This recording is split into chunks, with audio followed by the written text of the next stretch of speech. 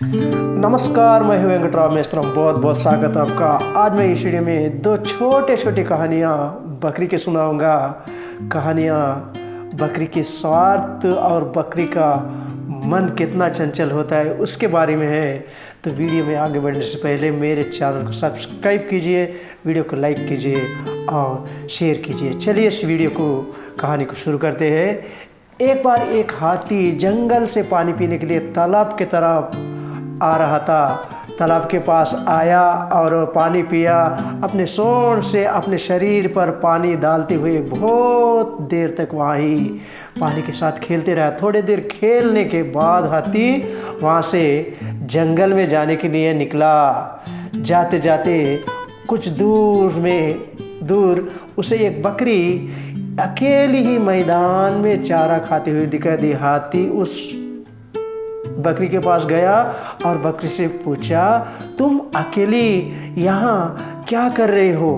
बकरी तो झुंड में होते हैं, तुम अकेली यहाँ पर क्यों चल रही हो? ऐसे कहने पर बकरी उस हाथी से कहा, मैं एक बार झुंड के साथ आके इस मैदान में बहुत सारा चारा था, मैं देख लिया, इसलिए मैं झुंड में अगर आती तो यहाँ का चारा एक आधे घंटे में ही ख़त्म हो जाता, लेकिन मैं अकेली आके रोज़ यहाँ खाऊं तो मुझे ये चारा 8 दिन तक भरपेट खाने को मिलेगा, इसलिए मैं झुंड से अलग होके अकेली ही आके यहाँ पर चल रही हूँ। हाथी बोले बकरी से, वो बात तो ठीक है, लेकिन ये जंगल है, इसमें बहुत सारे बाघ, शेर, भेड़िया जैसे शिकारी होते हैं। आपको अगर देख लिया तो वो तुम्हें खा जाएंगे, इसलिए मैं तुम्हारे भलाई के लिए कह रहा हूँ,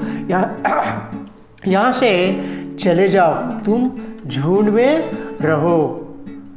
बकरी फिर भी हाथी की बात नहीं मानी। वो नखती के बात को नज़रअंदाज करते हुए वैसे ही चरती रही। हाथी बाद में फिर एक बार बकरी को समझाया, मैं तुम्हारे भलाई के लिए कह रहा हूँ, यहाँ तुम नहीं रहना, अकेली नहीं रहना, तुम्हारे लिए अच्छा नहीं है, इसलिए तुम झुंड में चले जाओ। अगर आप मानोगी तो अच्छा, नहीं माने तो भी अच्छा। ऐसे कहकर हाथी वहाँ से जंगल में चले गया।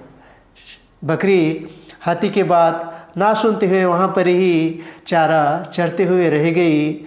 लेकिन थोड़ी ही देर बाद एक बाघ ने उस बकरी को देखा और पेड़ के बाजू में छुपके दबे पांव बकरी के पास आया और लंबी छलांग लगाई और बकरी के गर्दन को दबोच लिया।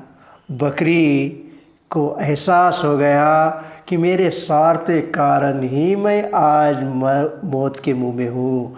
अगर हाथी की बात मानती तो मेरा जान बच सकता था, कम से कम झुंड में तो भी होती तो यहाँ से भागने का अवसर तो भी मिलता था, लेकिन मेरा मूर्खता के कारण से मैं आज हाथी की बात नहीं मानी और मैं मौत के मुंह में हूँ। ऐसे कहते कहते वो बाघ का आहार बन गई।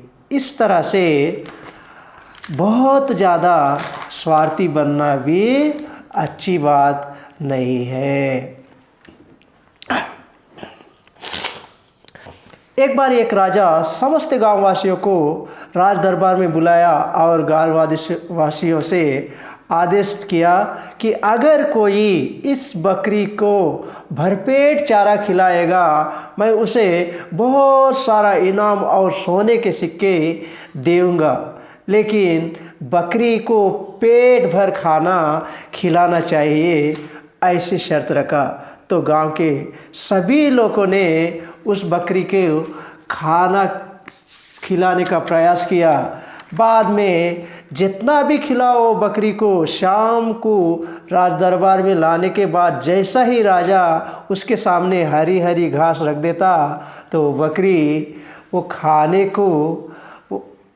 चारे को फिर से खाने लगती। जितना भी पेट भर खाई हो, जितना भी खाई हो, फिर भी वो चारे को खाने लगती। इस तरह से गांव के सभी लोगों ने प्रयास किया, लेकिन वो बकरी को पेट भर खाना, पेट भर चारा कोई नहीं खिला सका। एक युवा होशियार था, वो आज मैं बकरी को भरपेट खाना खिलाऊंगा ऐसे कहकर बकरी को अपने खेत में ले गया।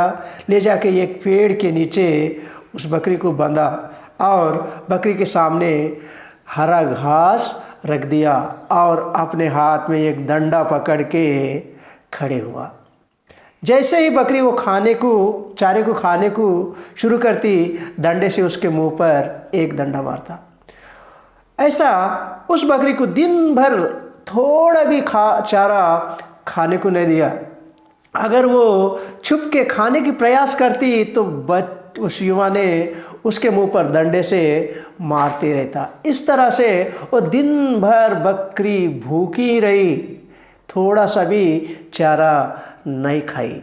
बाद में उस युवा ने राज दरबार में उस बकरी को ले गया। ले जाने के बाद राजा ने उस बकरी के सामने हरा हरा चारा लेके आया। उस बकरी के सामने उस युवा ने अपने डंडे के साथ खड़े था। राजा उस बकरी को खिलाने का प्रयास करता, लेकिन बकरी उस चारे को मुंह तक नहीं लगा रही, उसके तरफ देख रही तक नहीं। राजा जितना भी प्रयास करा तो भी उस बकरी उस चारे को खाना ही नहीं चाह रही, क्योंकि बकरी को पता है अगर मैं इस चारे को मुंह लगाऊंगी तो मेरे साथ क्या होने वाला है, उस बकरी को पता था। इसी तरह से अपना मन बहुत ही चंचल है। अपने मन को कंट्रोल करने के लिए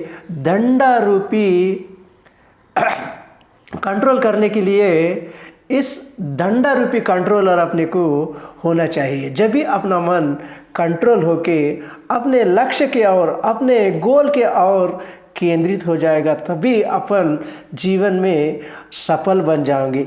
इस तरह अपने मन को कंट्रोल करके अपने गोल के तरफ केंद्रित करें तो अपना कार्य सफल हो जाएगा, जीवन में सक्सेस हो जाएंगे। जय हिंद, जय भारत।